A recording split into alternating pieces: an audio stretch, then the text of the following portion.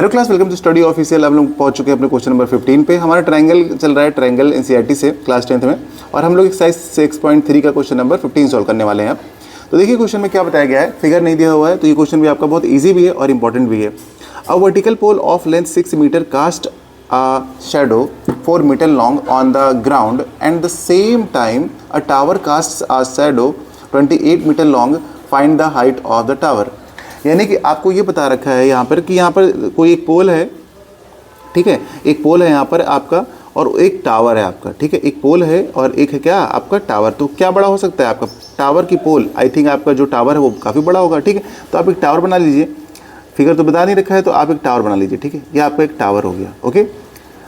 अब यहाँ पे बोल रखा है एक पोल है आपका, तो पोल आपने ये बना लिया, ठीक। हमने यहाँ पर दो लाइन ड्रॉ कर ली है। तो यहाँ पर एक है हमारा टावर। टावर कौन सा हो सकता है? ये टावर आपका बड़ा वाला हो सकता है। टावर को आप लेट कर लीजिए ए बी, ठीक है, ए बी आपका टावर है, ठीक है।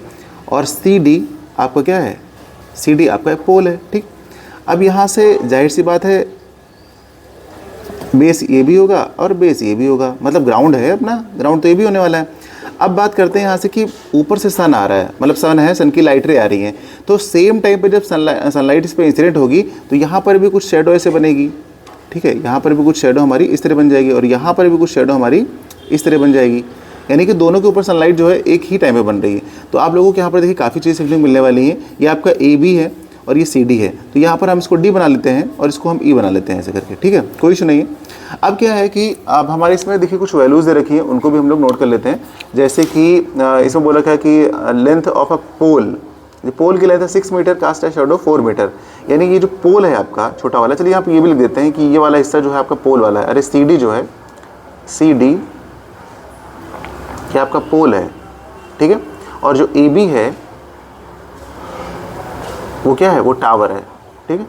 इससे है कन्फ्यूजन नहीं होगा आप लोगों को, चलिए ठीक है। ये भी आपका टावर है। तो यहाँ पर बोल रखा है कि जो पोल है 6 मीटर का ना है, तो ये 6 मीटर का जो पोल है आपका, ठीक है, वो शेडो कितनी बना रहा है? 4 मीटर बना रहा है, 4 मीटर की बना रहा है। उसके बाद यहाँ पर उसी समय पर यहाँ पर जो एक टावर है वो उसकी शेडो कितनी बन रही है?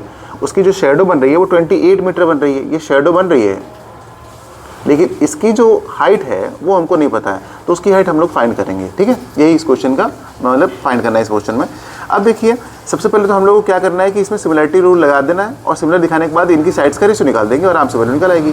लेकिन बिना सिमिलर दिखाए आप इसको मत सॉल्व करिएगा, नहीं तो गलत हो सकता है, ठीक है। आप क्या करेंगे, देखिए इन दो ट्रायंगल को सिमिलर दिखाना कितना आसान है। आपको बताया सेम टाइम पे अगर यहाँ से लाइट इंसिडेंट हो रही है तो जो ऊपर वाला एंगल बनता है ये वाला, ये भी इक्वल बनता है, और जहाँ से शेडो फॉर्म करता है ग्राउंड से वो भी सेम बनता है। क्या कहा मैंने? जब सनलाइट ऊपर से इंसिडेंट हो रही है तो छोटा साइज़ हो चाहे बड़ा साइज़ हो, एंगल सेम बनेगा दोनों पे, ठीक है। तो यानी कि आप कहोगे सर इन ट्रायंगल, क्या नाम है इसका? A B D and triangle, क्या नाम है इसका? C D E. तो हमने ट्रायंगल ए बी डी और सी डी ई को कंसिडर कर लिया है। इसमें आप कहोगे ये वाला एंगल इसके इक्वल है, तो आप कहोगे सर एंगल जो ए है वो एंगल सी के इक्वल है, ठीक है, ओके। और उसके बाद एंगल जो डी है वो ई के इक्वल है, ठीक है, क्योंकि सेम टाइम पे अगर सेम टाइम पे आपके ये जो दोनों पोल हो, चाहे टावर हो, चाहे और उससे बड़ी बिल्डिंग हो, उस पर जो एंगल बनता है वो सेम बनेगा। तो यहाँ पे ये दो एंगल आपके इक्वल हो गए, तो आप क्या कहोगे? Triangle A B D is similar to triangle C D E. किसके थ्रू? बाई एंगल प्रॉपर्टी, ठीक है। बस एंगल लिख दीजिए शॉर्ट में, ठीक है, बाई एंगल प्रॉपर्टी। तो अब इसके बाद हमारा ये सिमिलर हो चुका है। जब ट्रायंगल सिमिलर हो गए तो इनकी साइड्स क्या होती हैं? प्रोपोर्शन में होती हैं। तो आप लिख दीजिए किसी भी साइड का प्रोपोर्शन, जैसे मान लो ए बी है तो आप लिख दीजिए यहाँ पे ए